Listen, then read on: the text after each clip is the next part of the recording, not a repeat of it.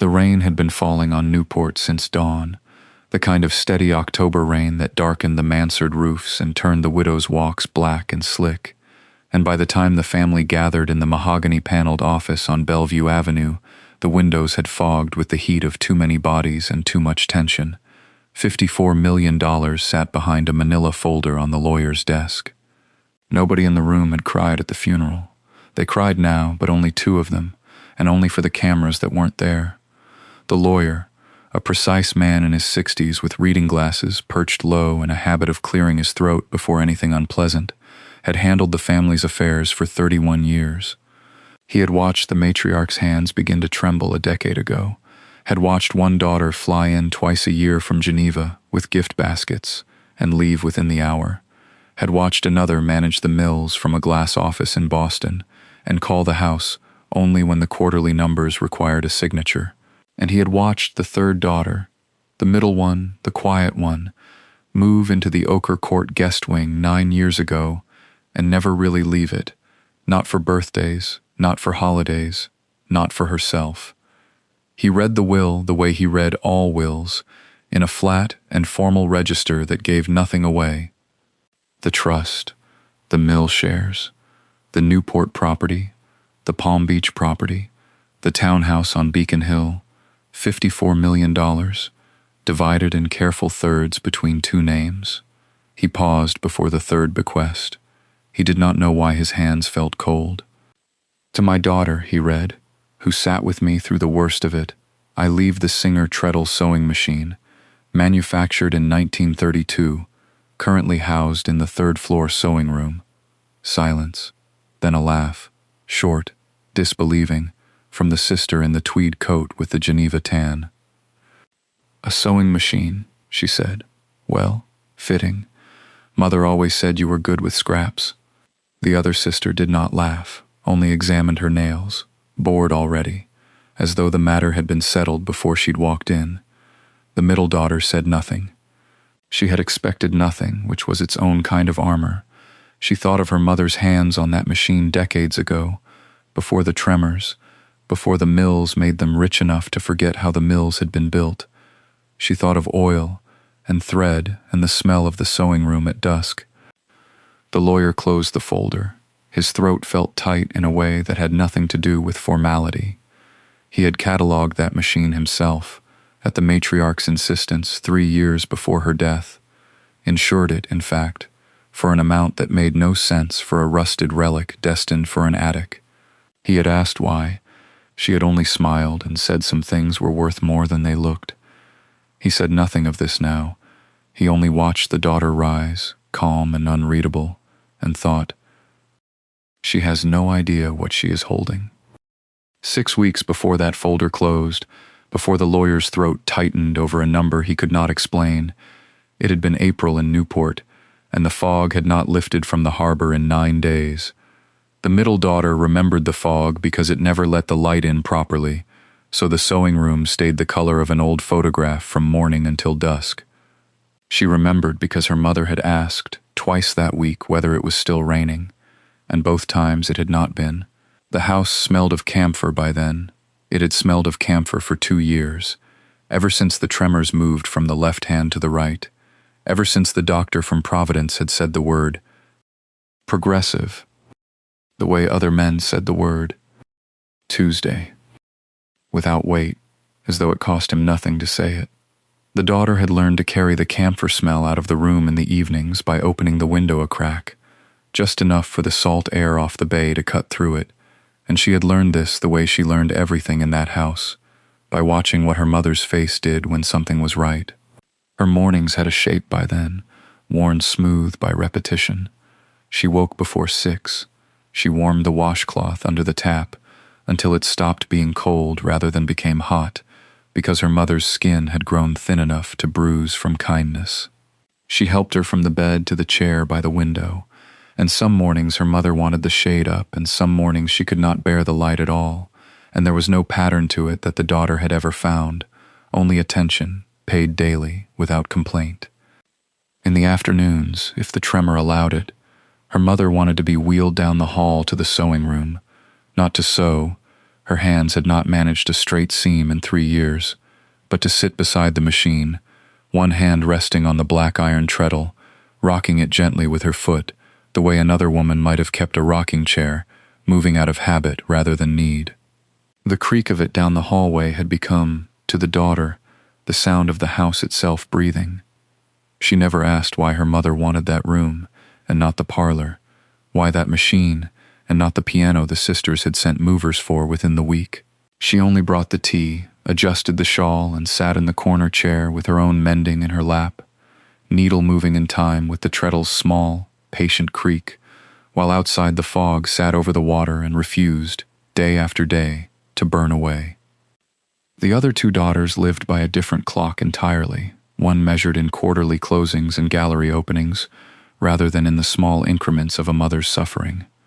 The elder, a real estate broker with a corner office above 57th Street, sent white orchids twice a month, always with the same card, always signed in a assistant's careful hand rather than her own. She spoke of her mother in the language she used for listings. She's holding steady.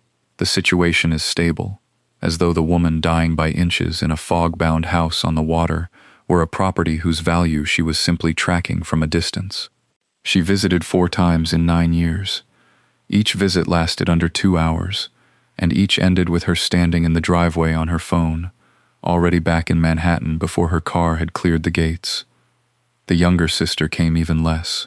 She had married into mill money and then, through some alchemy of ambition and good timing, out-earned the family she married into, sitting now on the boards of 3 charitable foundations and 1 textile conglomerate whose looms, she liked to say at dinner parties, still ran on patterns her grandfather had woven. She sent flowers too, lilies, always lilies, as if she had chosen them once for a funeral and simply never updated the order. She called on holidays. She asked, each time, the same question in the same bright voice. And how is she today? She rarely stayed for the answer. Both women, in their separate cities, kept a private accounting the caregiving daughter never heard spoken aloud, but came to sense the way one senses weather changing. In the particular brightness of a phone call, in a question about the house's condition disguised as concern, in the careful way neither sister ever offered to relieve her, not for a weekend, not for a single night. They were waiting, not cruelly, not consciously perhaps, but waiting all the same, the way heirs wait, with flowers instead of themselves, and phone calls instead of hands on a shawl. The daughter who stayed did not resent them for it, not then. She told herself they simply lived differently, that distance was not the same as absence of love, that a Mill Shares socialite and a Manhattan broker could not be expected to abandon boardrooms for a bedroom smelling of camphor and old rain. But she noticed, the way she noticed everything, small and unspoken, that neither sister ever asked about the sewing room, that neither ever wondered why their mother wanted to sit beside a machine that no longer worked, in a house full of finer things. They asked about the property, the shares, the appraisals already quietly commissioned. They never asked about the treadle's creak or what it meant, or why their mother's hand rested there each afternoon, as if she were guarding something none of them had thought to look for. The agitation began in October. On a Tuesday, she remembered, because the visiting nurse had come that morning to adjust the medication schedule, and by afternoon her mother's hands would not settle. It was the 4th month of that particular decline, the tremor no longer a private inconvenience but a public fact, spreading now into the jaw, into the voice. The daughter had hired a man from town to look at the old singer, thinking to have it restrung, oiled, made useful again for a woman who could no longer thread a needle but who liked, still, to sit near it. Her mother would not allow him past the doorway. "Not that," she said, and her voice, thinned by illness, still carried an authority the daughter had not heard in years. "Nobody touches that machine. Nobody but you." The man had shrugged, confused, and left, and the daughter had knelt by the chair and asked why, gently, the way she asked everything in that house, without pressing, without demanding, because pressing only frightened her mother further into the fog. Her mother's eyes had cleared for a moment, sharp and lucid as they used to be, before the disease took the clarity along with the balance, and she had said only, "It isn't finished," and then the fog rolled back in, and she asked what year it was, and whether the mill had opened yet that morning, 40 years gone. The daughter did not understand what wasn't finished. She assumed, as anyone would, that it was the sentimental confusion of a woman losing her tenses, mistaking a keepsake for a task. She oiled the machine herself, sparingly, respectfully, the way she'd been taught to handle things that mattered to someone, even when she didn't know why they mattered. She dusted the housing. She never opened the drawer beneath the treadle, because there seemed to be nothing to open. It was rusted shut, welded by decades of disuse, and her mother, on the rare afternoons she was present enough to notice, watched that drawer with an attention that unsettled the room. Once, in a bad week, a home health aide had gone to move the machine to sweep beneath it, and her mother had cried out, not confused crying, not the wandering distress of dementia, but something closer to alarm, a sound the daughter had never heard from her before, and would not hear again until the very end. The aide had stepped back, startled. Her mother had gripped the daughter's wrist hard enough to leave 4 small bruises, and said, with a clarity that later felt less like illness and more like warning, "Don't let them move it. Don't let them near it. Promise me." The daughter promised, the way you promise anything to someone you are losing, without asking what the promise cost, and did not think of the moment again until much later, in a rented room above a laundromat, with the machine beside her and no one left to ask. The final week arrived in October, with the maples along the drive gone the color of rust, and the visiting nurse coming twice a day instead of once. The house had grown quiet in the particular way houses grow quiet before a death. The clocks louder, the radiators louder, every ordinary sound suddenly a thing to notice and remember.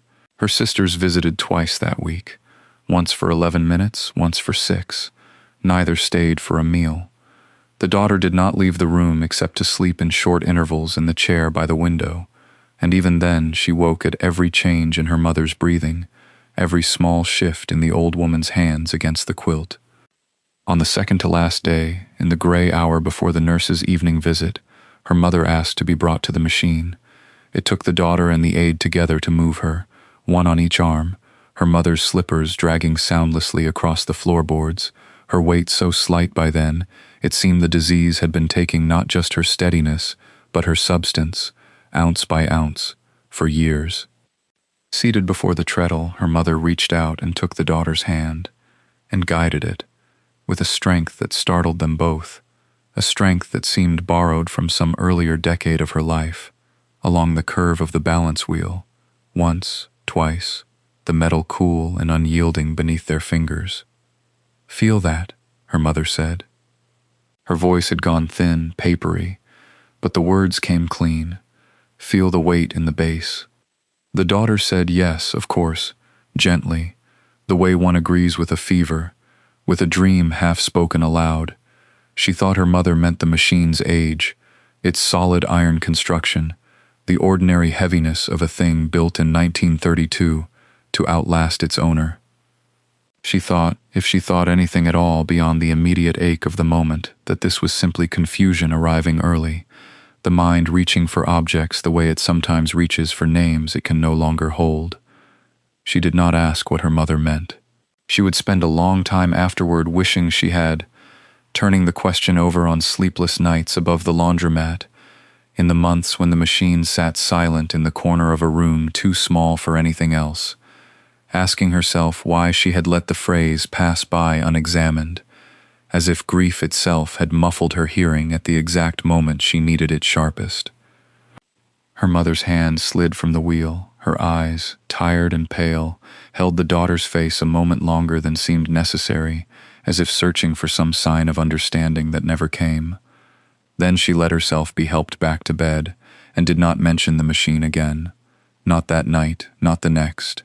Not in the final hours when speech gave way first to whispers and then to silence altogether.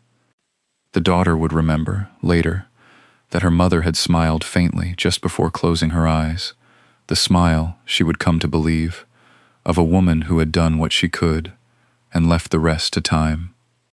Eleanor Whitfield died on a Tuesday in March, in the gray hour before dawn, with rain falling so steadily against the windows of the Newport house that the nurse who attended her final breath would later say she had mistaken the sound of the last exhale for the sound of water finding a new seam in the gutters.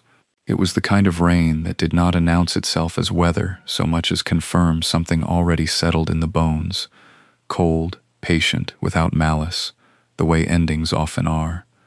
The daughter who had spent 9 years learning the rhythms of that house, who could tell by the particular creak of the third stair whether her mother was awake or merely restless, was the one who closed her mother's eyes and sat with her another 20 minutes before calling anyone at all. The funeral, 3 days later, was held at a granite-fronted church on Spring Street, the kind with brass plaques for families who had paid for pews a century before anyone living could remember why. The rain had not let up. It came down in sheets that turned the churchyard to black mirror, and mourners entered stamping their shoes against stone steps worn smooth by generations of the same last name. The eldest sister wore a coat the color of the sky, and stood near the front with the practiced stillness of someone who understood that grief, properly performed, was itself a kind of inheritance.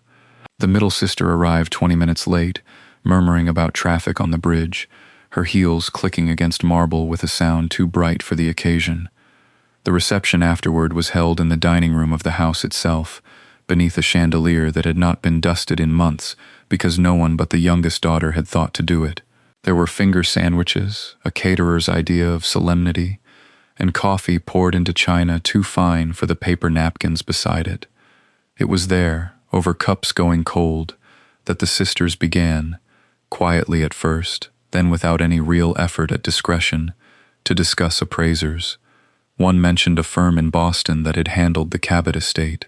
Another wondered aloud whether the property would fetch more subdivided or sold whole, whether the mill shares should be liquidated before or after probate, whether closing could realistically happen by summer.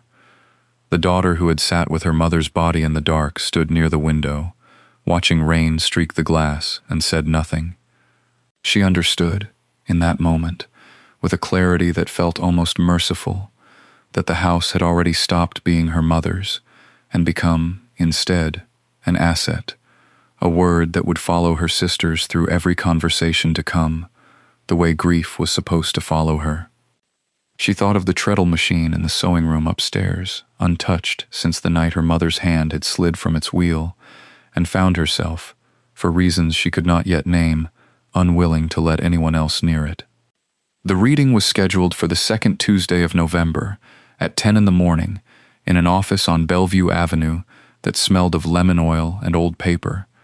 The lawyer, a heavy-set man in his 60s, who had drafted 3 generations of family trusts, kept his voice level as he read, the way a man reads scripture he does not personally believe requires embellishment.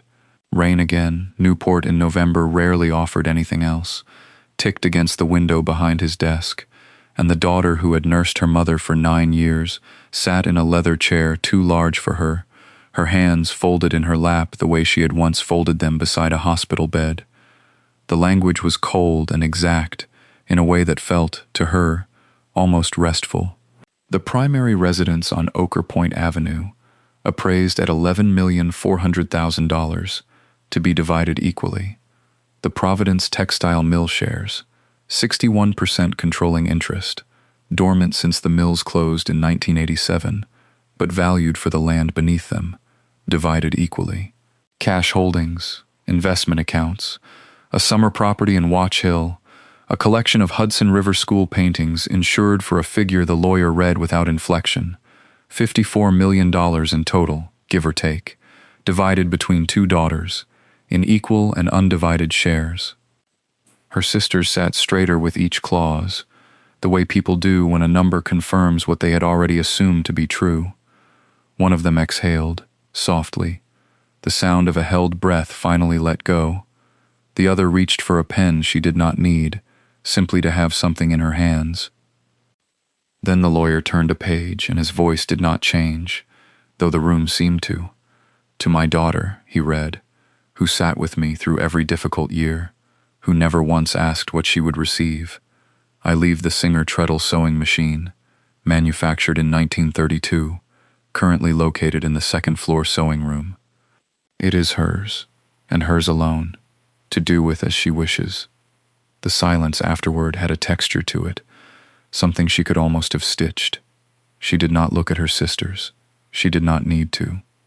She had already heard, in the small movement of a chair, the small intake of breath that was not surprise but confirmation of something they had believed about her long before their mother's hand had gone still on the wheel of that machine, something they were, even now, too well-mannered to say aloud in front of the lawyer. The rain kept coming. The lawyer closed the folder, and somewhere beneath the practiced calm of his voice, she thought she heard something else, not pity, not quite apology, but the particular carefulness of a man reading words he suspected the room was not yet ready to understand. It was Vivian who broke it. She did not raise her voice. She had never needed to. Hers was the kind of cruelty that preferred a low register, the kind that could be denied later as tone rather than substance. She uncrossed her legs, recrossed them the other way, and let the silk of her skirt whisper against the leather chair before she spoke. "Fitting," she said. "Mother always said you were good with scraps." The lawyer did not look up from the folder, though his pen stopped moving.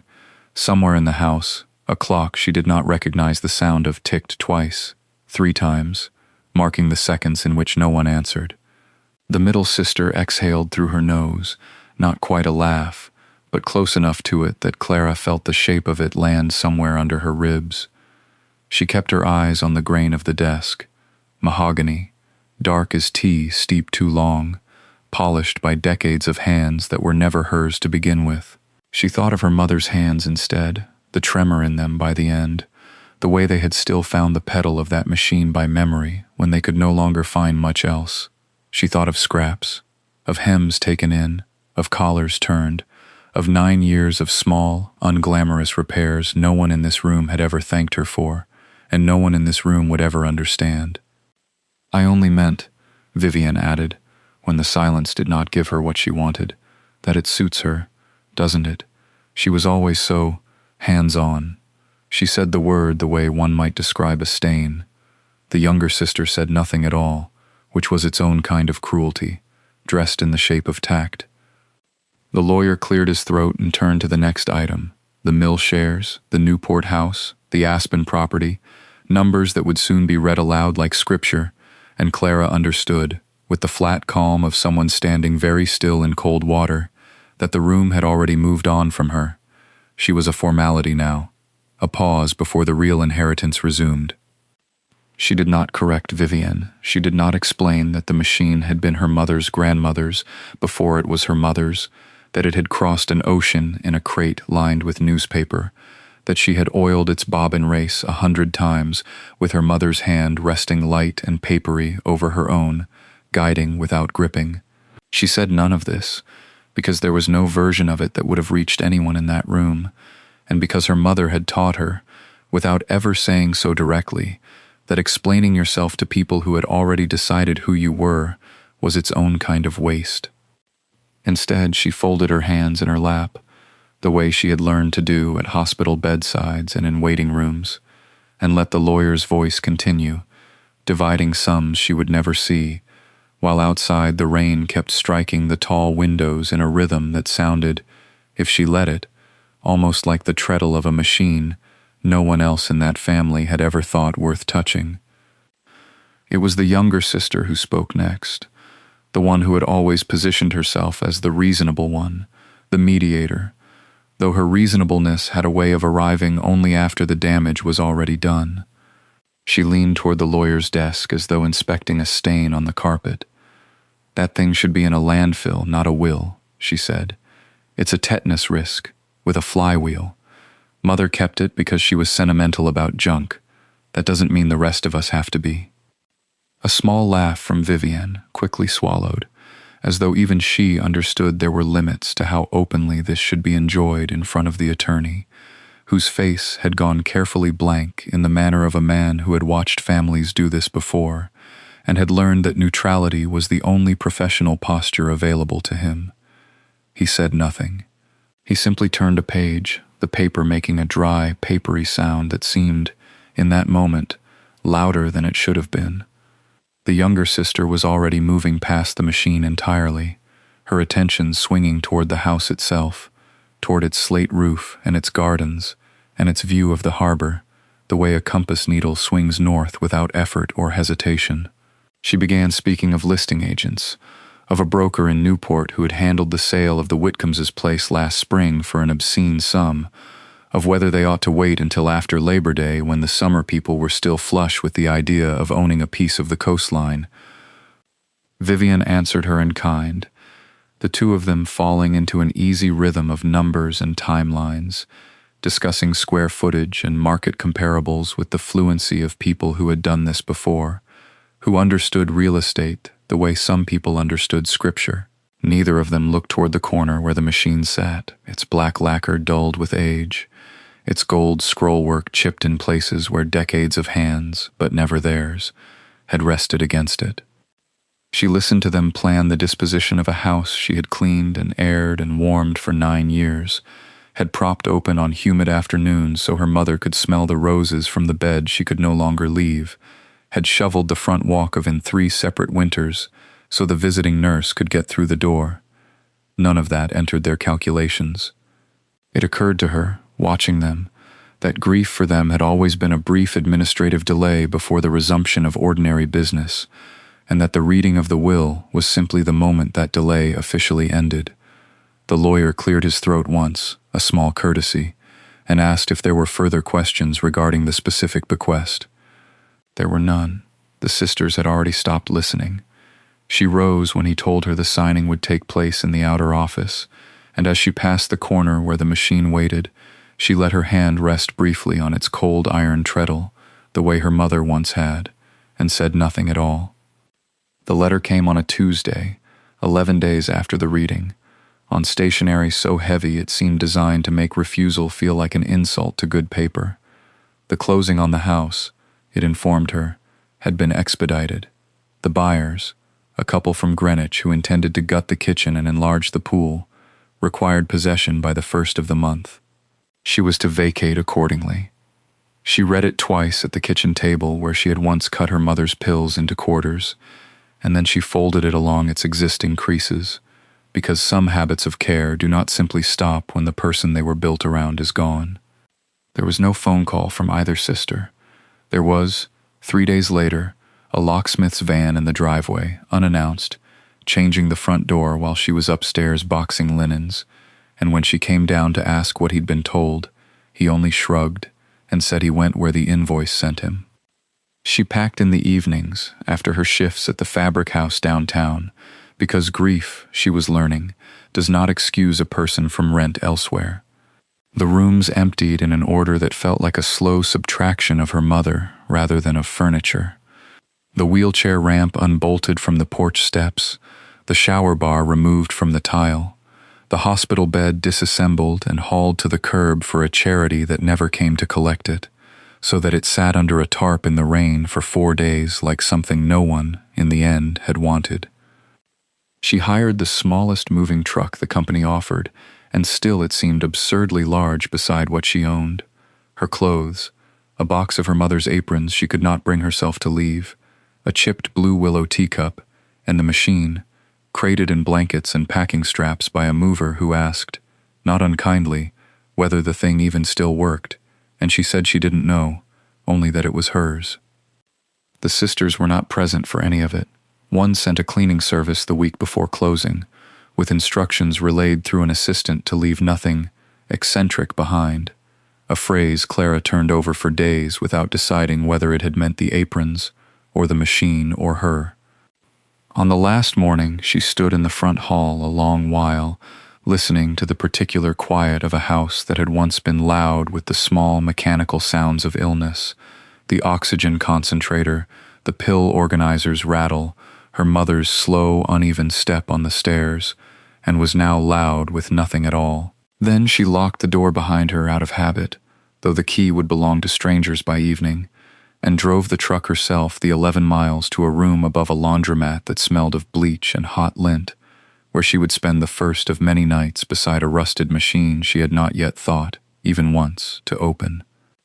The room above the laundromat had one window, painted shut, facing a brick wall close enough to touch. She measured it once, out of the same instinct that made her measure everything. 4 feet, 2 inches to the neighboring building. No light after 2 in the afternoon. She hung a curtain anyway. It seemed important to behave as though privacy were still a thing she was owed. The dryers ran until 11 most nights, a low mechanical tide that came up through the floorboards and into the frame of the bed. She learned to sleep inside it. She learned other things faster than she would have liked, that piecework paid by the garment and not the hour, that a torn hem earned $4, and a beaded gown's full relining might earn 60 if she didn't count her own time, which she stopped doing by the second week. She took in mending from 2 dry cleaners, who did not ask why a woman with her hands and her eye was working for what she was working for. She did not tell them. There seemed no version of the story that did not sound like complaint, and she had a private, stubborn resistance to complaint, inherited, she supposed, from 9 years of not complaining, in a house that had needed her not to. She called her sisters twice in the first month. The calls did not go unanswered so much as they went nowhere. A voicemail greeting recorded in a voice pitched for luncheons, a text from an assistant's number, confirming receipt of a message that had not, in fact, been a message, but a woman asking whether anyone had kept their mother's reading glasses, the ones with the tortoiseshell frame, because she had forgotten to look for them before the house closed. No one answered that either. She stopped after the second month, not from pride, though she let people believe it was pride, but because she had begun to understand that the silence was not an oversight. It was a decision, made once and left standing, the way a door is left locked rather than relocked each night.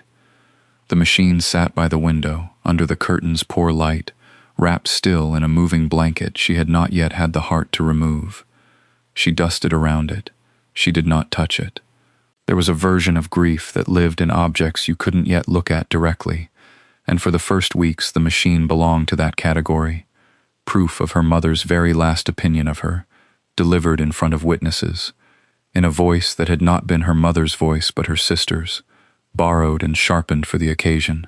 She told herself she would deal with it eventually, the way she told herself she would deal with the boxes still taped shut in the corner, the framed photograph face down in her bag, the letter she had not sent to either sister and would not.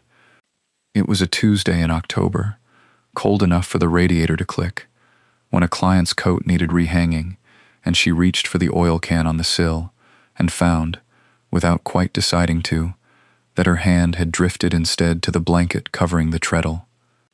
The blanket came away in a single motion, the way a bandage comes away better fast than slow, and beneath it the machine sat exactly as it had for however many decades it had sat in a corner of the Newport house being polished by someone who was not her mother and admired by no one at all.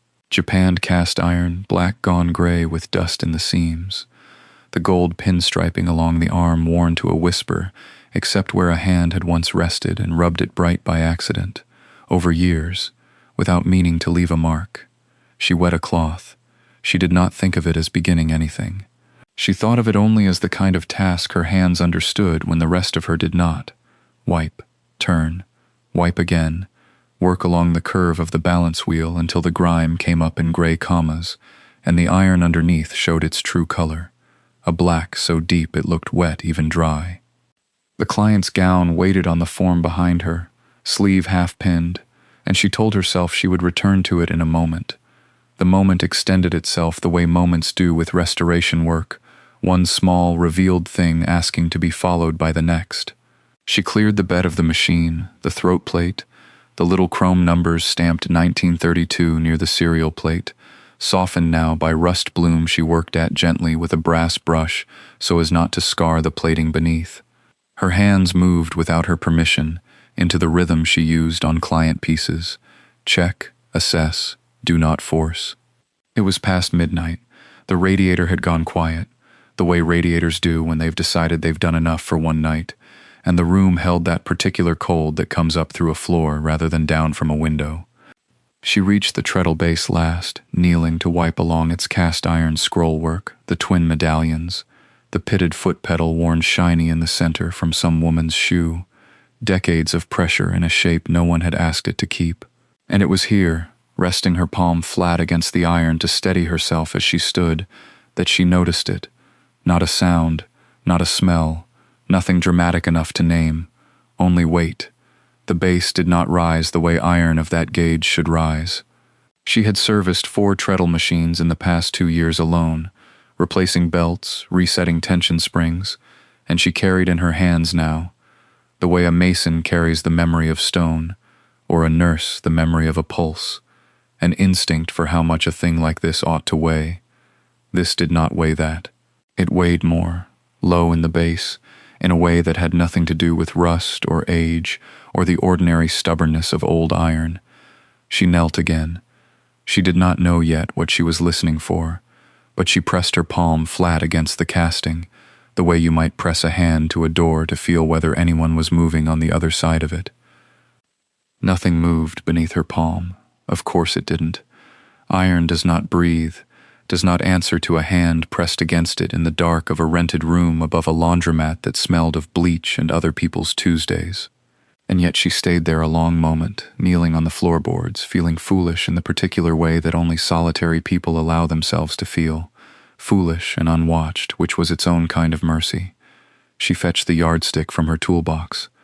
She had brought only a handful of things when she left the Newport house: a canvas roll of needles, a set of screwdrivers her father had given her before he died, this yardstick worn pale at one end from decades of measuring hems.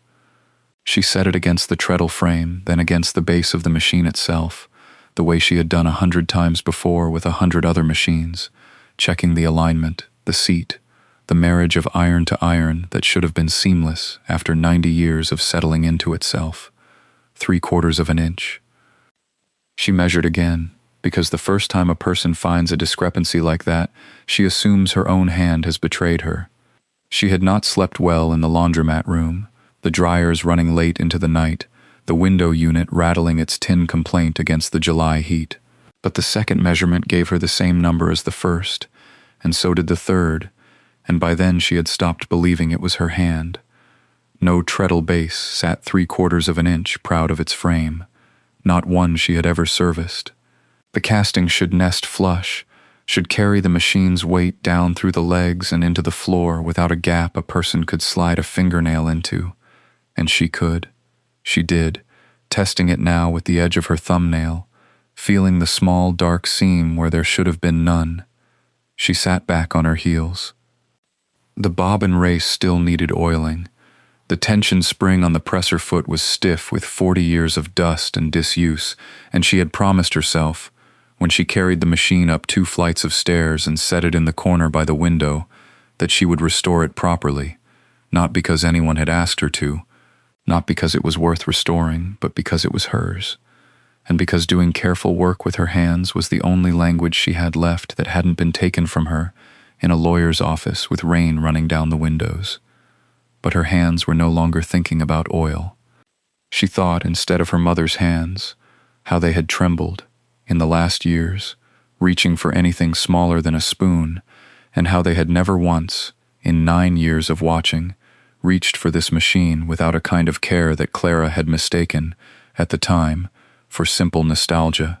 She looked now at the seam beneath her thumbnail and understood, with the slow, cold clarity of a woman who restores things for a living, that nostalgia does not build a false floor.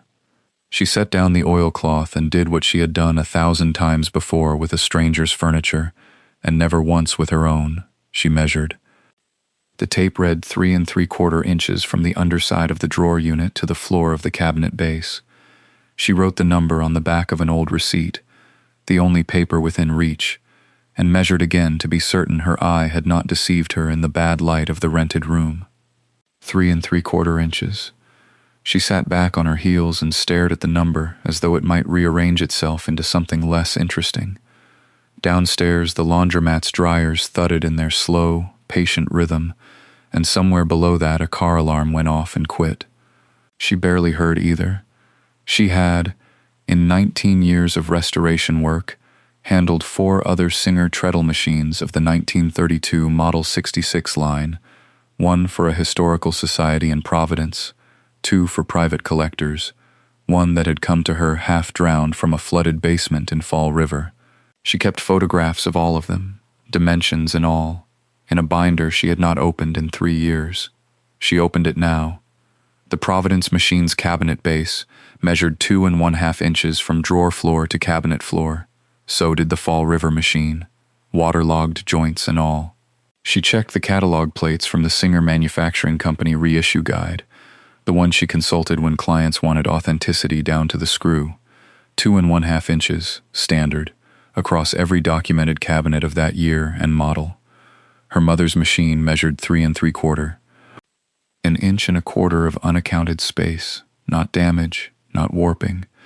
A rusted machine does not develop a false floor from neglect. It develops rust and dust and the honest sag of old wood, but not a deliberate extra inch and a quarter hidden beneath a drawer unit that looked, to the eye, identical to every other drawer unit of its kind. She thought of the year she was 19, home from her first restoration apprenticeship, showing her mother a chair she'd repaired with a hidden dovetail joint, proud of the trick of it.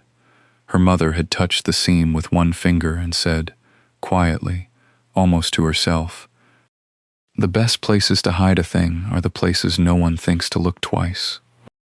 Clara had laughed at the time. She did not laugh now.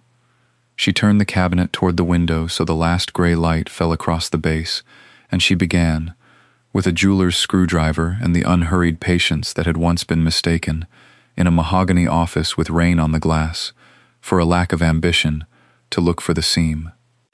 The seam, when she found it, was not a seam at all in the way she had expected. It was a joint so precisely mitered that the grain of the wood ran continuously across it, matched by someone who had understood not just carpentry but disguise. She had restored enough furniture in her life to know that this kind of matching was not done by an amateur with a Sunday afternoon and a coping saw. It had been done by a hand that measured twice, that sanded until the fibers themselves seemed to agree to keep the secret. She did not force it. She had never forced anything in 9 years of dosing medication by the half hour, of turning a body twice her weight so the skin would not break down, of coaxing a stubborn hinge or a stubborn woman into cooperation through patience alone. She worked the felt-tipped edge of the screwdriver along the miter, a 1/16 of an inch at a time, the way she had once worked a splinter of oak veneer back into place on a Federal-era desk without leaving a mark. The wood resisted, then yielded, then resisted again, old glue, dried to something like amber, cracking under gentle, sustained pressure rather than sudden force.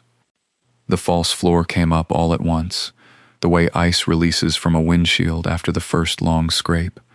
Beneath it lay a shallow compartment no deeper than her hand, lined in felt gone soft and dark with age, oiled once, decades ago, against moisture, and oiled well enough that it had held.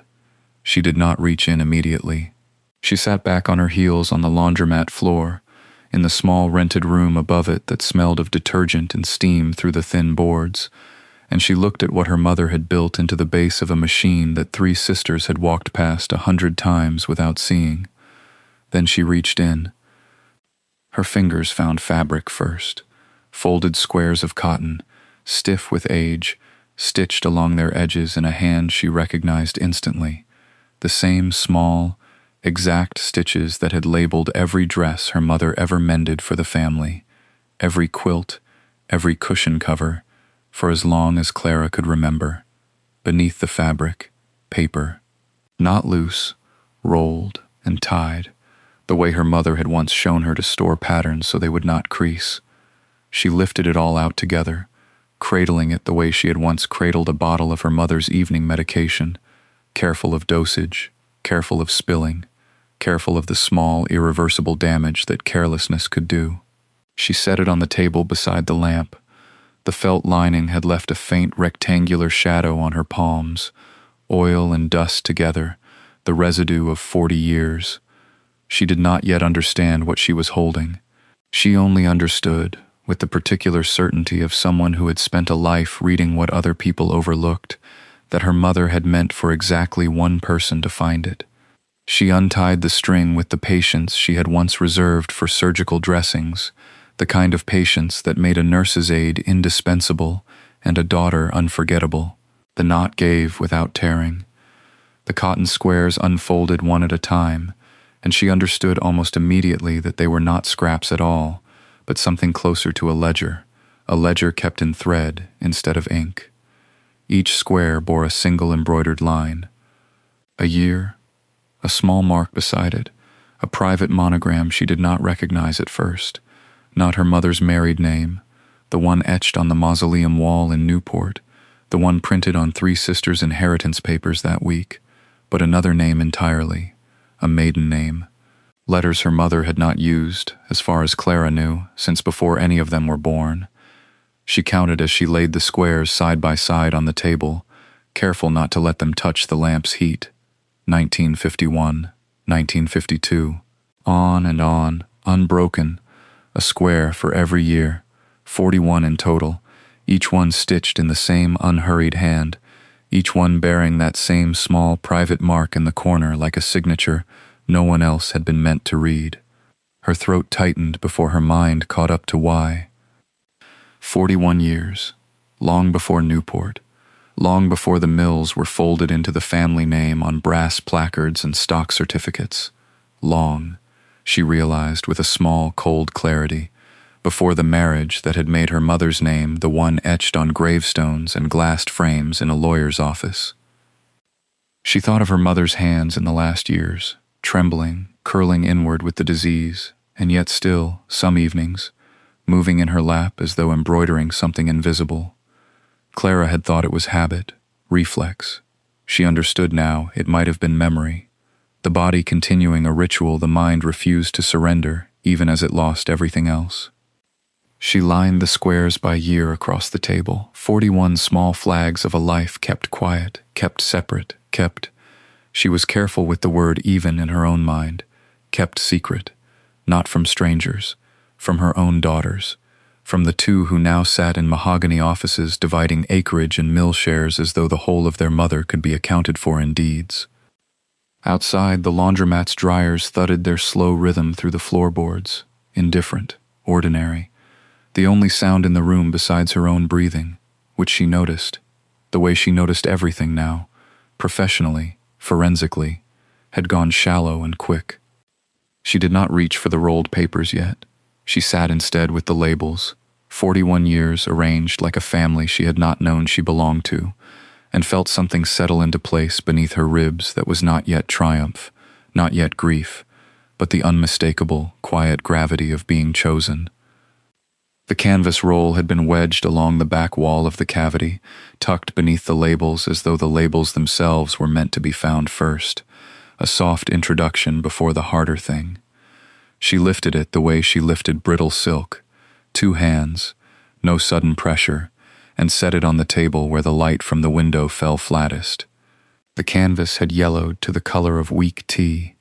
A cord, waxed and knotted twice, held it closed, and when she worked the knot loose with a bodkin rather than her nails, it gave without tearing, as though it had been waiting for exactly this kind of patience and no other.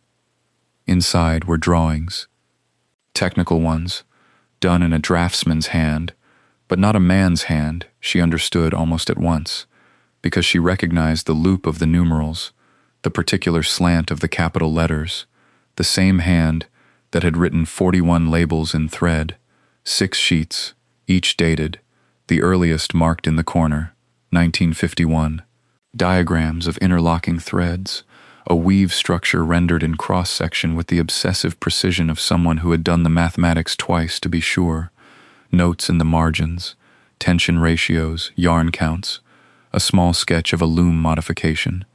At the bottom of the last sheet, a signature.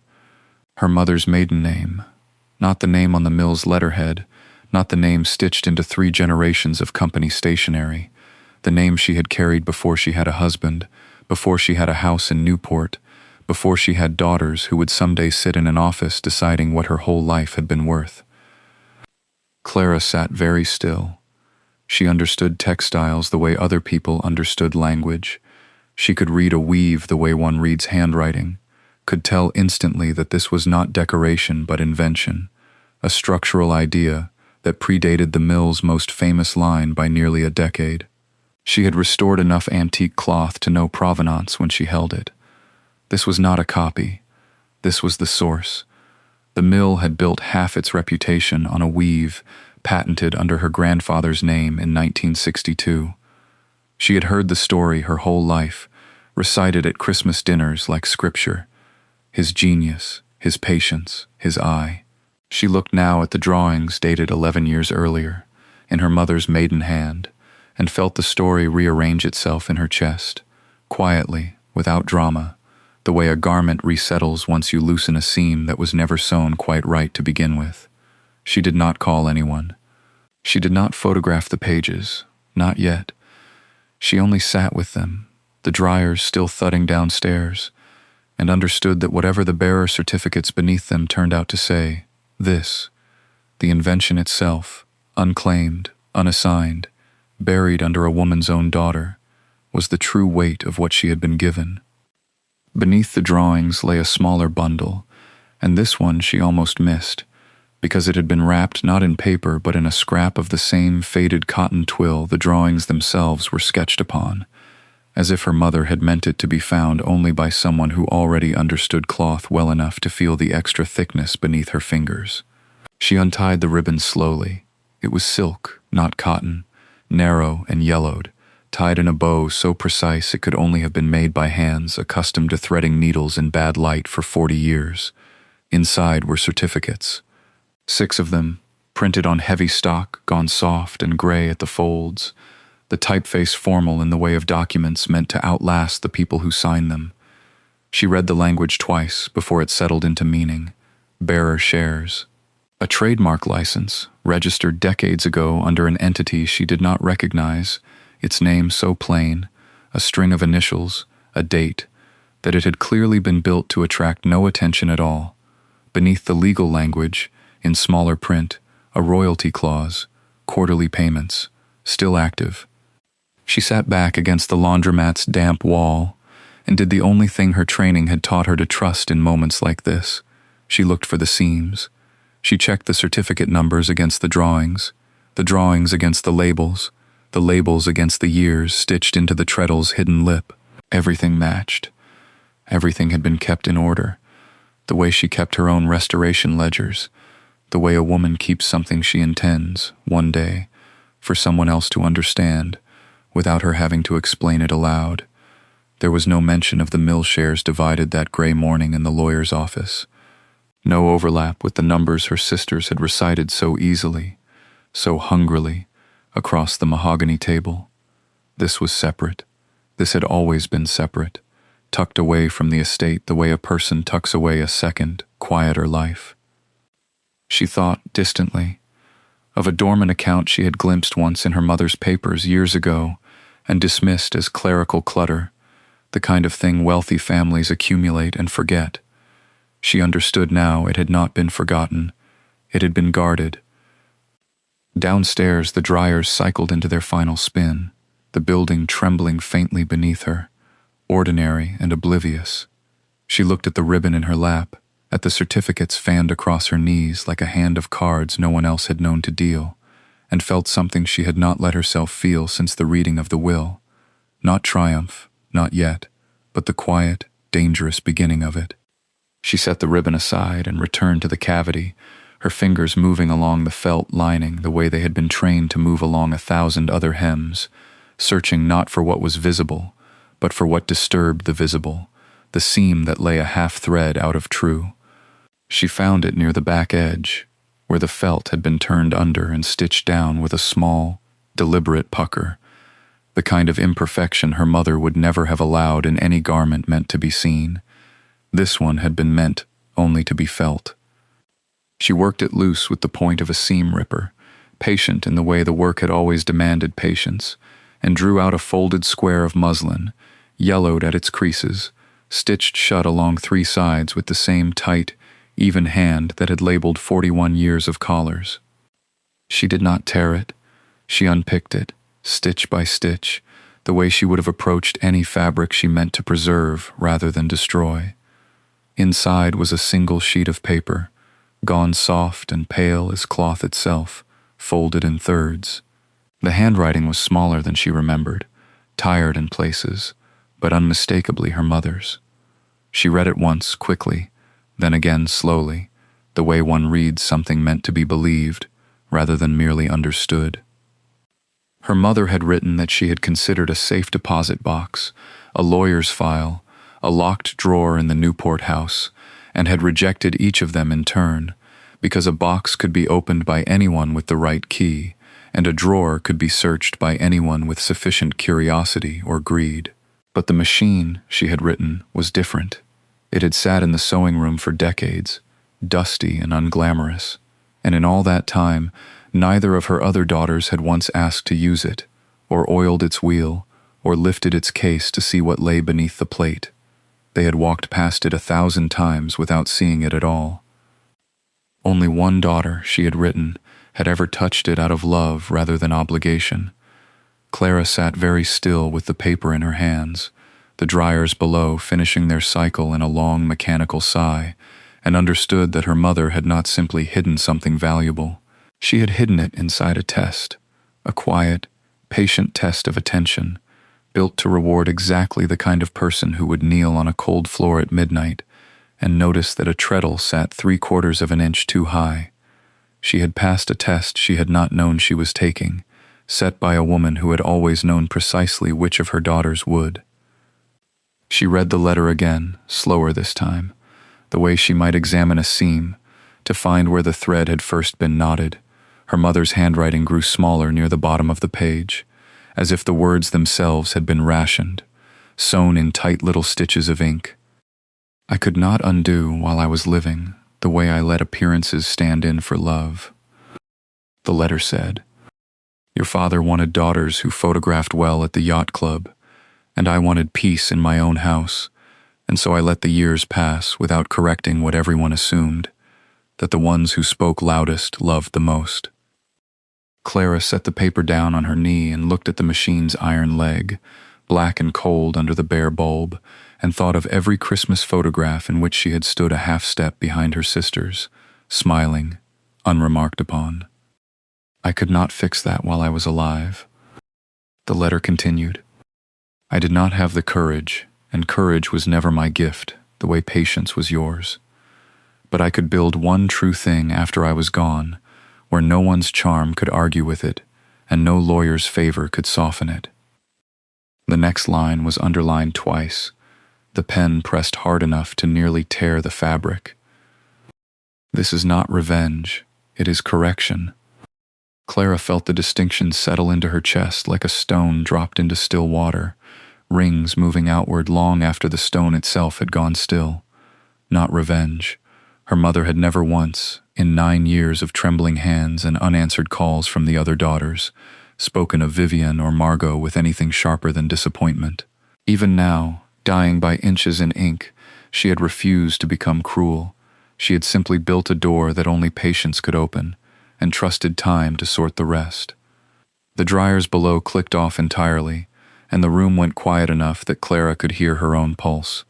She thought of the auction house ballroom, the folding chairs, Vivian's voice saying, "Fitting," and understood now that her mother had heard versions of that same voice for 40 years, and had said nothing, had simply waited, needle in hand, for the one daughter who would eventually kneel on a cold floor and ask why a treadle sat too high.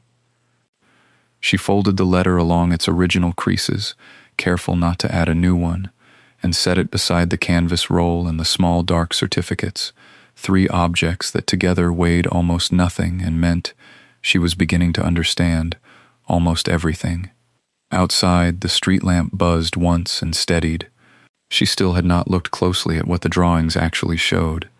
Mr. Hargrove's office smelled the same as it had at the reading of the will: leather, old paper, the faint mineral trace of a radiator that had been hissing since before either of them was born. He did not sit behind his desk this time.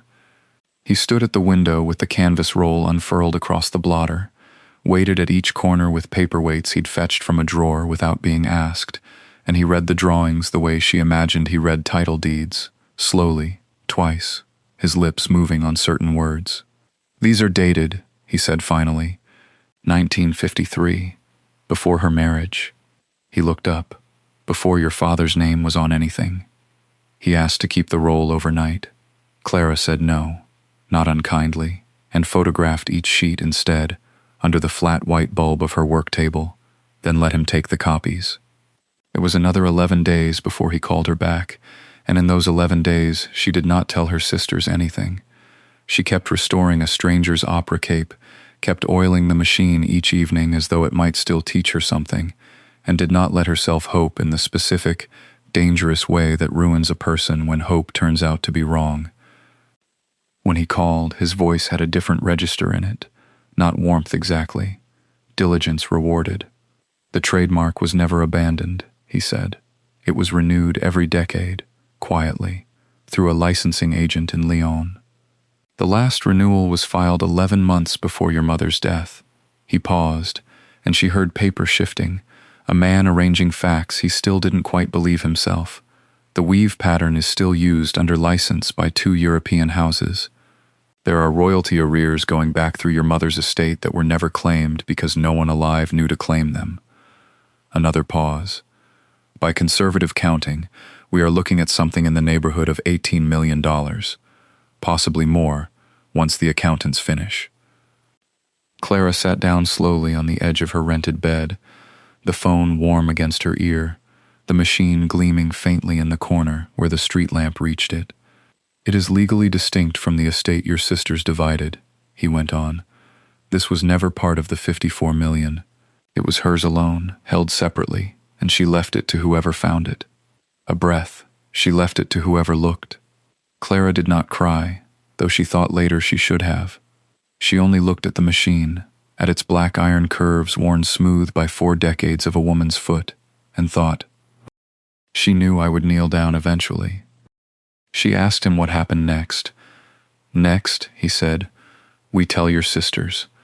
They told the sisters on a Tuesday, in the same office where the will had first been read, the same mahogany table, the same rain against the same tall windows, as though the house itself were fond of symmetry. The elder sister arrived in a camel coat that cost more than Clara's first month's rent above the laundromat. The younger came without her husband, which the lawyer would later say was the only wise decision either of them made that week. "This is absurd," the elder said, before he had finished the second sentence. "A sewing machine does not own a trademark. Mother did not own a trademark. Mother arranged flowers and hosted dinners." Her voice had the particular brittleness of someone defending a version of the past she needed to be true. "The filings are dated 1957, the lawyer said, and slid the photostats across the table. The original drawings, the loom-width calculations in a young woman's careful hand, years before that hand had ever worn a wedding ring. Filed under her maiden name, before either of you were born, before the mill was even hers to inherit. Then it's a mistake," the younger sister said. "Someone will have made an error." The bearer certificates were sewn into the lining of a machine she never let out of her sight for 41 years, he said, not unkindly, but without give. "There is a letter in her own hand, stitched rather than written, which is not the habit of a woman making an accounting error. They tried, of course. They always try. Their own attorney filed a challenge within the week, arguing implied inclusion in the estate, arguing intent, arguing that a mother's property was a mother's property regardless of the vessel it was hidden in. The judge read the 1957 filing date, read the maiden name, read the sewn letter entered as evidence in a plastic sleeve, and dismissed the challenge in 11 minutes. "There is nothing here to litigate," he said. "There is only a woman who protected something for 4 decades, and a court unwilling to undo that on a technicality of family feeling." The elder sister did not attend that hearing. The younger did, sitting very still in the back row, watching the plastic sleeve, the sewn thread visible even through it, dark against the yellowed muslin. Afterward, in the hallway, she found Clara by the elevator. "You always were the patient one," she said. It was not quite an apology. It was not quite anything. But her eyes went, briefly, to the machine's photograph pinned to the file folder Clara carried, and something in her face, not warmth, exactly, but recognition, passed, and was gone, before the elevator arrived. Clara said nothing. She had learned by then that some silences were kinder than any answer she could give. The settlement arrived on a Tuesday in March, delivered not by hand but by certified mail, as if even paper wanted distance from what it confirmed. $18,140,000, structured across licensing rights and 11 years of retroactive royalties, the fashion house had been paying into an escrow account no one had thought to question until now. The letter from the estate attorney was 3 pages long. It used words like unequivocal and uncontested finding of fact. It used, once, the word regrettable, though whether that referred to the decades of silence or simply the legal fees, he did not specify. She read it, standing at the counter of the rented room, still smelling of machine oil, and felt nothing like triumph. She felt, instead, the particular hollowness of being right about something no one had wanted her to be right about. The sisters' response came within the week, and it was, in its way, entirely consistent with everything that had preceded it. Not a call, not a visit, a joint letter from their own counsel, requesting, formally, coldly, an accounting of how the licensing figure had been calculated, whether the mill's original contracts might still hold some claim, whether the trademark's geographic scope had been correctly assessed. There was no mention of the 9 years, no mention of the hospital corridors, the medication charts, the nights she had slept in a chair beside a bed that was not her own to leave. There was only the calculation, precise and bloodless, of what remained to be extracted. She showed the letter to no one but the lawyer, who read it twice and set it down with the particular weariness of a man who had seen this shape of grief before, in other families, wearing other names. "They're not asking if you're owed it," he said. "They're asking if there's more." She nodded. She had known, somewhere beneath the relief, that this was what she would find at the bottom of the settlement. Not reconciliation, not even acknowledgement, but the same accounting that had governed the house since childhood, the same ledger logic that had once decided who deserved the piano lessons and who deserved the chores. The money had changed hands. The family had not changed shape. That night she oiled the machine's flywheel out of habit rather than necessity, the motion so practiced now it required no thought at all, and found herself grateful, in a way she could not fully explain, that some things, the weight of the treadle, the particular give of the belt, did not require her sister's agreement to be true. By spring, the studio occupied the ground floor of a converted carriage house on a quiet street where the rent was fair and the light through the east windows fell exactly where she needed it, on the work table, on the machine. She had chosen the location for that light. She told herself this was a practical decision, and it was, but she also knew that some part of her had been looking for a room the way her mother must once have looked at a treadle machine in a corner no one else wanted, for what it would let her do, quietly, for a long time. The work found her before the sign was even painted. A curator from a historical society brought in a beaded opera cape with a torn lining. A young woman brought her grandmother's wedding dress, yellowed and split at the seams, apologizing for how little she could pay. Clara never asked what people could afford. She asked only what the garment needed, and gave it that. Into the lining of every finished piece she stitched a small label, cream thread on a strip of muslin no larger than a thumbnail, bearing her mother's original mark, the same mark that had once been sewn, year after year, into the cavity of a machine no one else had thought to open. She used her mother's flat iron to press each label flat, the iron's scorched underside worn smooth from 4 decades of use before Clara had ever touched it. Clients rarely noticed the label. She did not explain it when they didn't. It was not made for them. The 18 million had gone, in the end, mostly untouched. A portion to the studio, a portion set aside and forgotten, the rest simply sitting where money sits when a person has already gotten what she wanted from it.